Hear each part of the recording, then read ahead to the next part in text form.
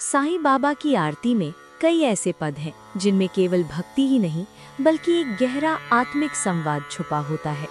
उन्हीं में से एक अत्यंत भावपूर्ण पद है रूसो ना साईं, यानी रूठो ना साईं। रूसो ना साईं विशेष रूप से मध्याह्न और धूप आरती के दौरान गाया जाता है और इसका प्रत्येक चरण भक्त और साईं के बीच के प्रेम, समर्पण और भयमुक्त आश्रय को व्यक्त करता है।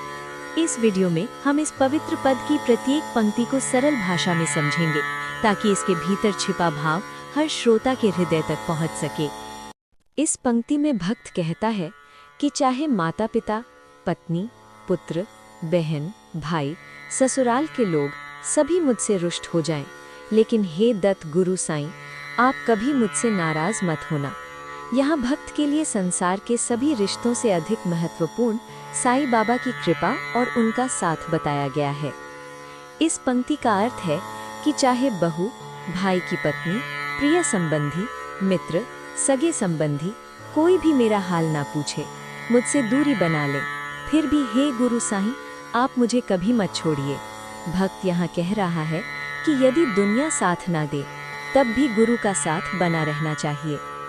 इस पंक्ति में कहा गया है कि चाहे छोटे बड़े, अच्छे बुरे लोग, साधु संत या समाज का कोई भी व्यक्ति मेरा ध्यान ना रखे, फिर भी हे साईं, आप मेरे प्रति कभी उदासीन मत होना।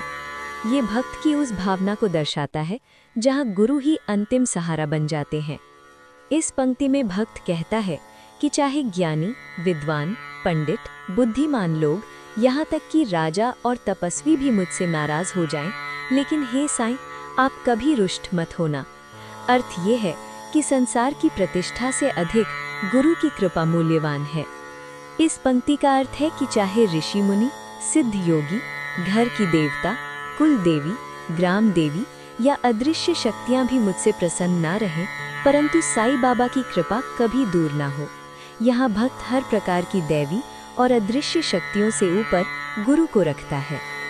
इस पंक्ति में कहा गया है कि यदि पशु पक्षी, कीट पतंगे, वृक्ष, पर्वत, नदियाँ, समुद्र और पंच तत्व भी मेरे विरोध में हो जाएं, तब भी साईं बाबा की कृपा बनी रहे।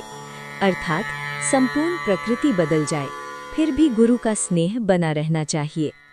इस पंक्ति में भक्त कहता है कि चाहे आकाश, चंद्रमा, तारे, यक्ष, किन्नर, देवता, यहाँ तक कि धर्मराज भी मुझसे रुष्ट हो जाएं, पर हे साईं, आप कभी नाराज मत होना। ये गुरु को संपूर्ण ब्रह्मांड से ऊपर मानने की भावना है। इस पंक्ति का अर्थ है कि यदि मन चंचल हो जाए, बुद्धि भ्रमित हो जाए, शरीर कठिन समय से गुजरे, संसार और ब्रह्मांड भी विरोध में हो जाए, फिर भी साईं बाबा की कृपा बनी रहे। ये आंतरिक संघर्षों के बीच गुरु की शरण मांगने की प्रार्थना है।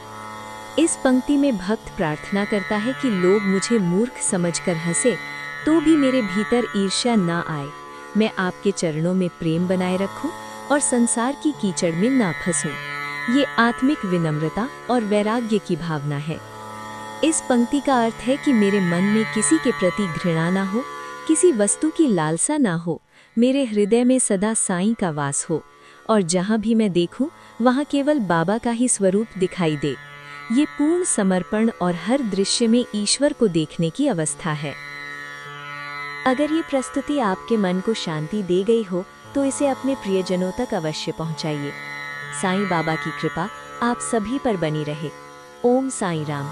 फिर मिलेंगे एक नई प्रार्थना, एक नए संदेश के साथ।